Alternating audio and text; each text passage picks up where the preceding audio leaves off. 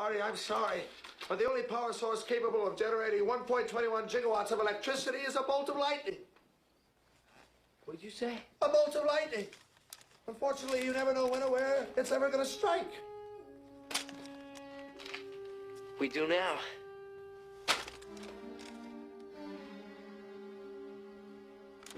This is it.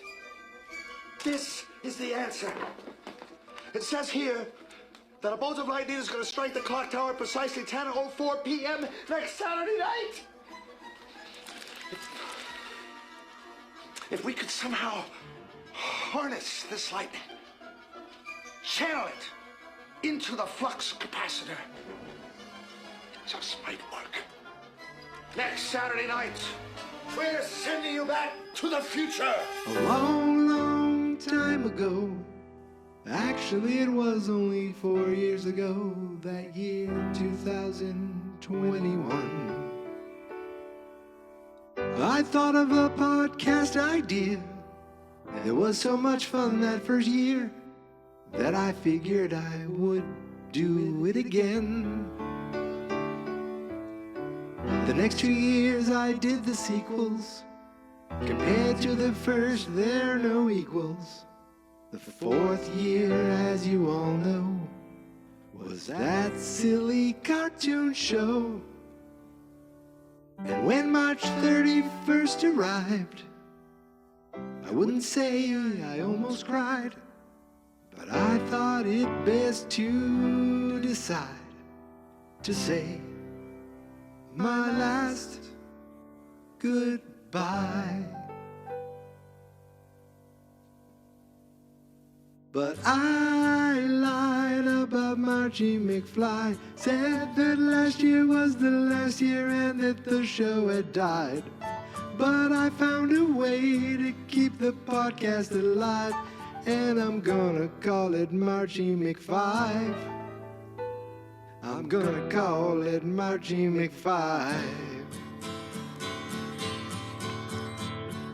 Yeah, I lied about Marchy McFive, said that last year was the last year and that the show had died. But I found a way to keep that podcast alive, and I welcome you to Marchy McFive.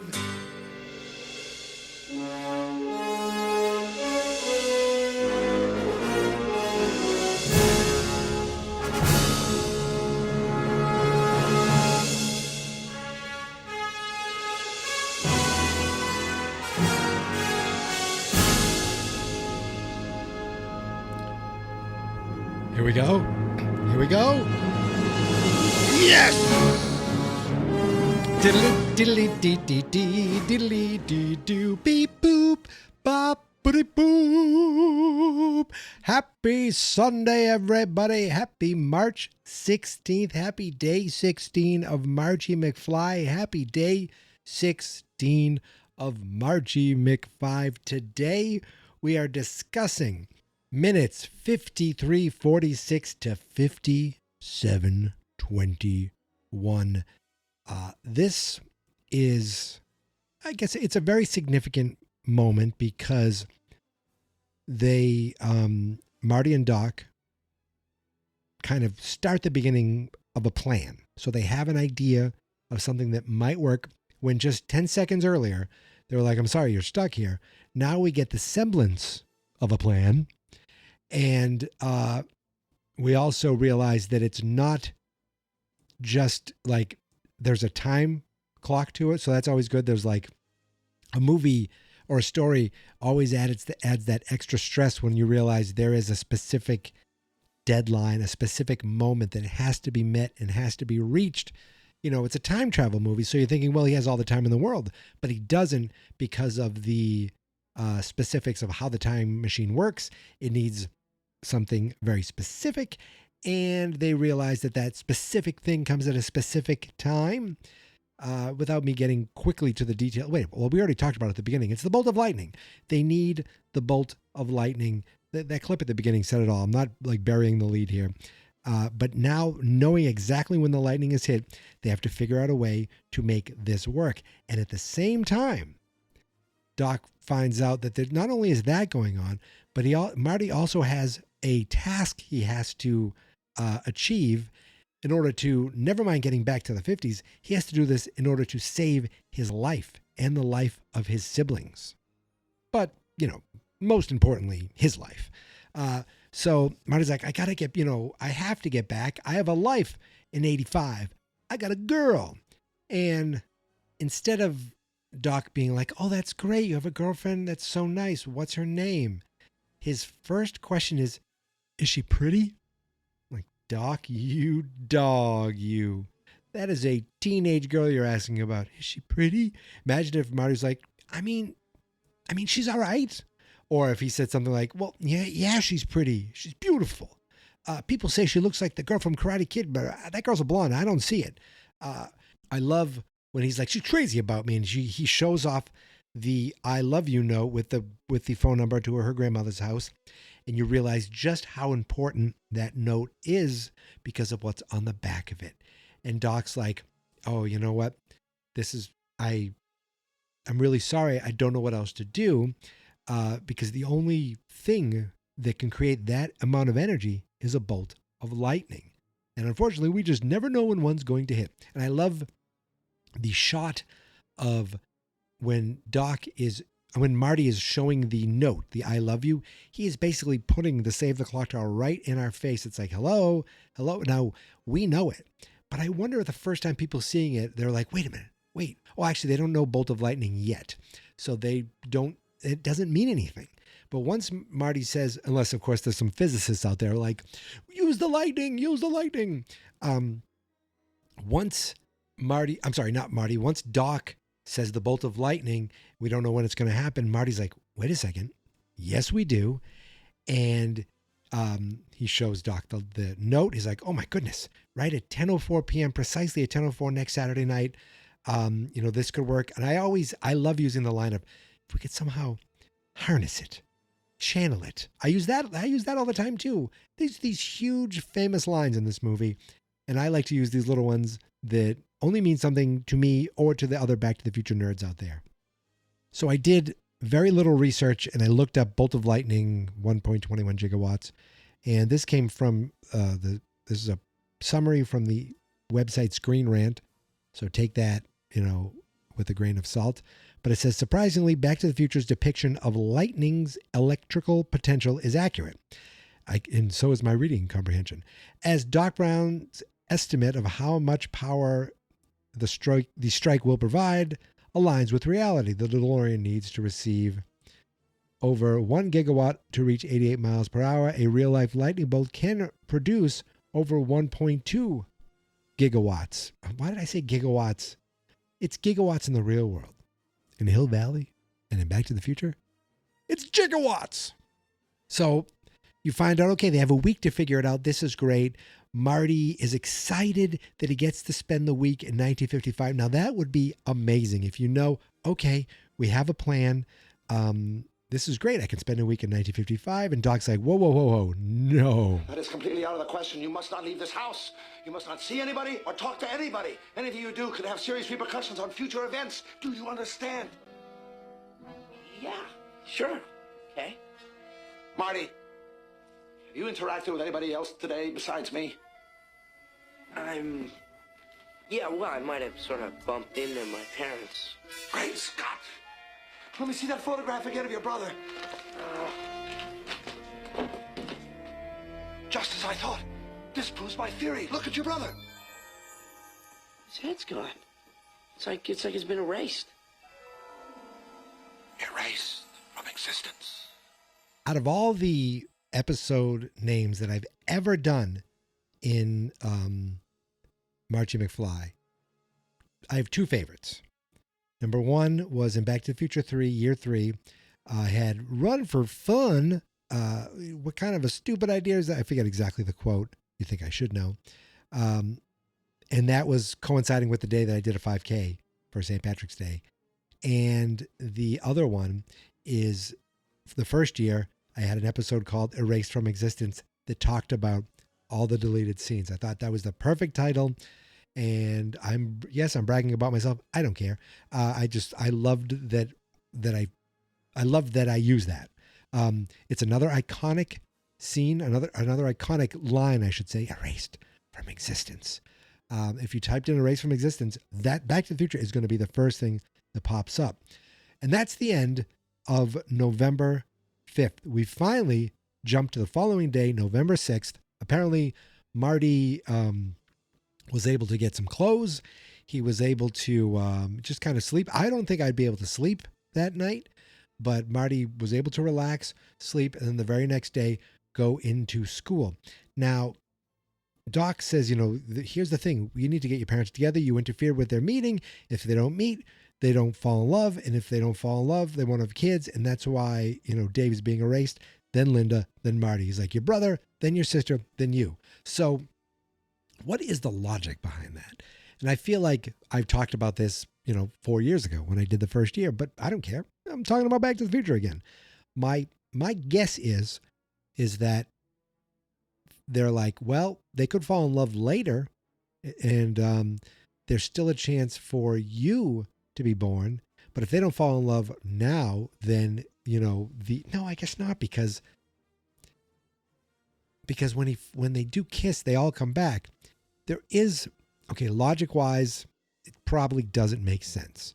They should all be erased until they come back. But then if they're all erased, then Marty's erased right away. No, because there's still a chance. So I guess they're there. They are on the photo while there is still a chance of them connecting. But that dance seemed to be the last chance. I'm getting ahead of myself, but in the future seems to be the last chance. Like they don't have some second meeting, years down the line where they have just Marty. Like Marty had to wait for years and then he's like slowly disappearing. But we know that it's not just instant. Like Dave took a little while, then Linda, and then Marty was like, this is the last chance for you guys to save yourself. Why they did it, I guess because that's the order they were born in. Who knows? It does make for a fun little prop and a fun, like, extra ticking time clock. Never mind the fact that he needs to get back to the future. He also needs to get his parents together. So put those together, and I guess hilarity ensues. So also, Doc and Marty just walk right into the school. No big deal at all. I guess in the 50s, you could just, quote unquote, enroll a kid for a day and, have his uncle, his whatever, like people already know Emmett Brown. I'm guessing the Brown family has a mansion. They must be well known. Why is Emmett Brown here? Strickland, not really good at just dealing with strangers. But we also get the "this is heavy" line where Marty used heavy duty in the mall parking lot, and now he's using it. That was kind of setting it up for him using it again. And of course, we get the joke with like, "Wait, that's nothing to do with it." So we go into the school, and Doc's like, "Which one is your pop?" And of course, George is getting bullied. And one of the bullies is Courtney Gaines. He's the redheaded actor, and he comes up later in the movie. But this young man, you probably best know him from Can't Buy Me Love or The Burbs. But for me, the first thing I remember seeing him in, the thing that I always think of right away, is as Malachi in Children of the Corn. Of course, George has a kick me sign on. He's like, ha ha, very funny. Like, he's getting bullied in the way where he's trying to laugh along with them. And I've seen that. And I probably, had to deal with that. Aha, I'm laughing with you guys. Please don't kill me. But it's still bullying and you feel bad. And of course, Strickland yells at George, not at anyone else. And Strickland had a little bit of hair, but I do like that Marty's like, Jesus, has that guy ever had hair? And he's been calling people a slacker for at least 30 years. Now on the wall behind, while George is getting bullied, there's a sign that says, Ron Woodward for senior class president, the right man for the job. So let's look up Ron Woodward on Futurepedia. And Ron Woodward was a student at Hill Valley High in 1955. After George McFly stood up to Biff, it was suggested that George run for class president. If he did, it would likely have competed against Woodward. Okay, that's silly. Behind the scenes, in the DVD commentary for Back to the Future, it is pointed out by Bob Gale that the set decorators used the name of one of the crew as an inside joke, Ronald T. Woodward can be seen in the credits as the key grip, who was in charge of rigging and lighting for the filming of the movie. Okay. He'd also worked with Zemeckis in Romancing the Stone. Well, now I need to look this guy, Ronald Woodward, key grip for senior class president 1955. He was the key grip in Halloween 2 and Halloween 3, The Thing. So obviously John Carpenter loves this guy. DC Cab. So obviously Joel Schumacher loves this guy. Romancing the Stone, Back to the Future, and then the 50 episodes of The Larry Sanders Show in 1995. I do not know if he's still alive or anything like that, but he was a key grip in the 80s, 70s, and 90s. And I did not say that in order, so it sounded weird. But it's cool seeing a horror movie connection to Back to the Future. And it's the second one in this episode, because we already talked about Children of the Corn, and it's not the last one. So Doc, looking at George, and he's wondering, what did your mom ever see in that kid? What did your mother ever see in that kid? I don't know, Doc. I guess you felt sorry for him because her dad hit him with the car. He hit me with the car. That's the Florence Nightingale effect. It happens in hospitals when nurses fall in love with their patients.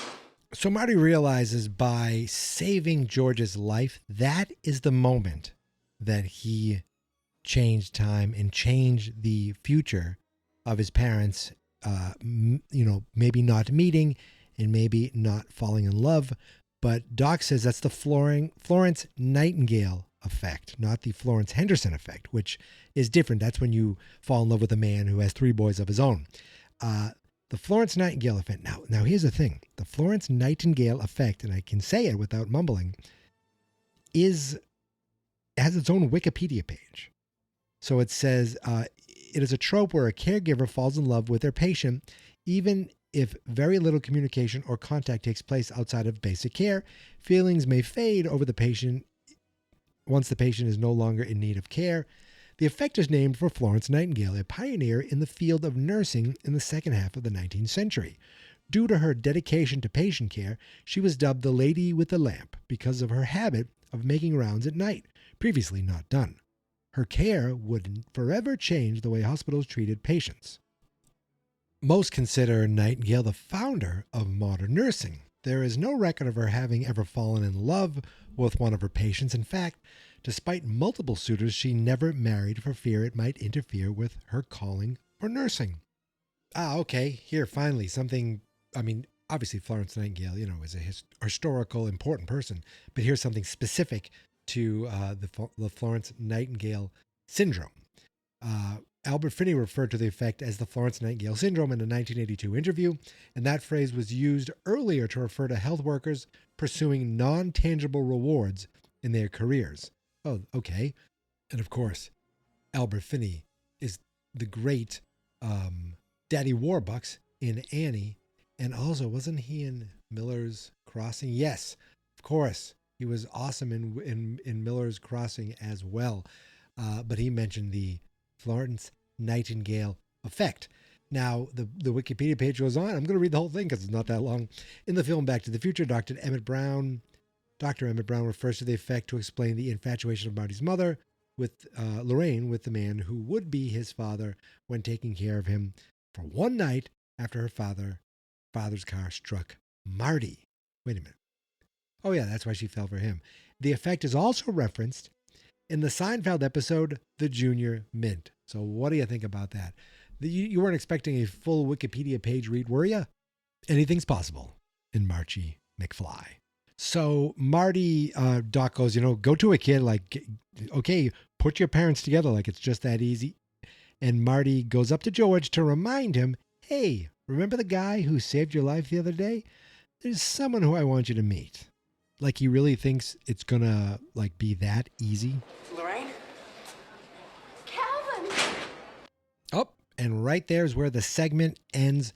It ends with Lorraine seeing Marty, who she still calls Calvin, and even though Marty seems to be wanting to try to introduce George to Lorraine. She is like in shock. She's like, Calvin. She slams the door. She's like leans up against the locker like, oh my goodness, you're here. And that's where it ends. But we do see that Lorraine is with two girls. And I'm sure I talked about this in the past, but these girls are listed in IMDb as Babs and Betty. And let's talk about our connections to horror one more time. Babs actually was in Back to the Future, and she shows up again in the future. In the future. Or I guess it is the future of this segment. It is the future of, us. And so there, that works. But she has been acting all the way since, the early 80s, maybe even earlier. She was in an episode of Knots Landing, an episode of Quincy, Archie Bunker's Place. She played the punk rocker in Mr. Mom. She played a waitress in Breakin'. She was on Facts of Life. Double Trouble with Katie Seagal's twin sisters. Not twins to her, but sisters that are twins. Some other things I don't quite know, but the reason I'm mentioning her is because she played the Nurse Morgan, in Friday the 13th, the final chapter. So and again, a small role, but she is in, and I think she gets killed, and I believe it's with the dude from Police Academy who's the cop, 1984. So that's before she's in Back to the Future. She is in Friday the 13th, the final chapter, Friday the 13th 4, for those if you're counting at home. She's the girl, the brunette with the big smile on her face. And then the other girl is Betty. Now, Betty, by the way, did I say her? I didn't say Bab's name. Lisa Freeman is the actress's name. She acted for a while. I don't know what she's up to now. She wrote a novel in 2015. And interesting. So she performed at the Comedy Store. So she's been a performer and an actor for a very long time. The last thing that she was in, though, is 1995, a video game called Quest for Fame. And she was in one episode of Bringing Up Jack. Now I want to know what the hell Bringing Up Jack is. Bringing Up Jack is a sitcom starring Matthew Lawrence. Who the hell's Jack? Jack Gallagher. Who the hell is that? Was he a kid? Or maybe he's an old man. I don't know. It's just, I don't want to go down this rabbit hole too much. She was an actor on a sitcom that had 6 episodes before it got canceled. Now, the other girl, Betty, unfortunately was not asked back for any future movies, Back to the Future movies. She's played by actress Kristen Kaufman. And when you're best known for Back to the Future, that's the first thing that pops up. You think, okay, your acting career, hasn't gone on to major things, but she was on an episode of The Love Boat. She was on an episode of Saint Elsewhere. But ladies and gentlemen, she was also on an episode of Family Ties. So a few years earlier, she already worked with Michael J. Fox. They have a long history. Now, it seems like she stopped acting in the late 90s, but she has 2, this is at the same time. The last movie she was in and a movie she was in called, not she was in, but the Ever After, a Cinderella story with, is that Drew Barrymore? I think so. She played the assistant to Angelica Houston. So she went on to be a personal assistant to Angelica Houston. I wonder if she is still today. I have no idea, and I'm not going to put that much work into it because she doesn't even speak. There's no speaking lines in any of this, but I still wanted to mention them because, especially because the other girl, Babs, she comes back. She's asked back, which was it was a cool thing to do with continuity because they could have just put Lorraine with other girls in the sequel, but they didn't. They took the time to at least get one of the girls back. So I appreciate that for the cast, the crew, the producers, everyone involved with these movies. Kind of a fun segment, but the big part's at the beginning where Marty and Doc realize, okay, we have a plan. Okay, we have a problem, and they have to deal with the problem while also planning the plan. And the big problem is, how do you get this schlubby guy to fall in love with this girl over here, this, who's this popular girl, to fall in love with the nerd? It happened, organically by, Sam almost murdering him. But that didn't happen. He almost murdered his grandson, ironically. I don't know if that's even ironic, don't you think? But he almost murdered his grandson, which is now causing this whole problem. So I love that. It's a perfect script because it's not only, hey, I got to get back, I got to get home, I got to get back. It's like, wait a second, I have a problem I need to solve along the way. Henceforth, the adventure of a lifetime. Oop, I almost knocked over a drink. So that's it, my friends. I think we did it today. I think we did all right.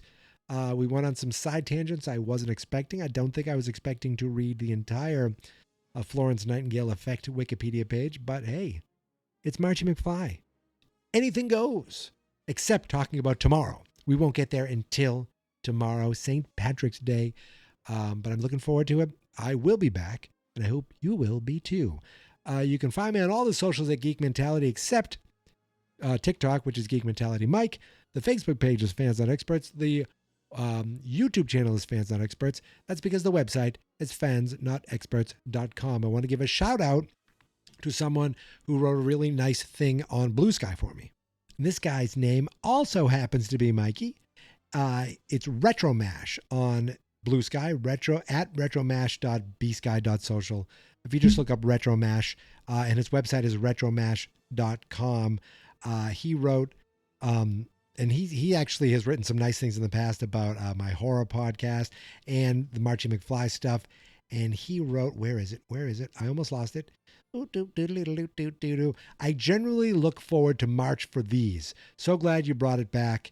Have been eagerly listening on each day. Thanks, Mikey. And I say thank you, Mikey, from one Mikey to another Mikey. Thank you. And now, as we end another day and get ready for another tomorrow, I say thank you for listening. Thank you for subscribing. And here is my theme song. This is my podcast, I made it. Geek Mentality's what I named it. And I think you should listen and subscribe. 'Cause I'm kinda funny and awesome. I think that I'm worth your time. And I'm kinda handsome, my mom says. Please listen and please subscribe. At least listen to this episode. Fans Not Experts.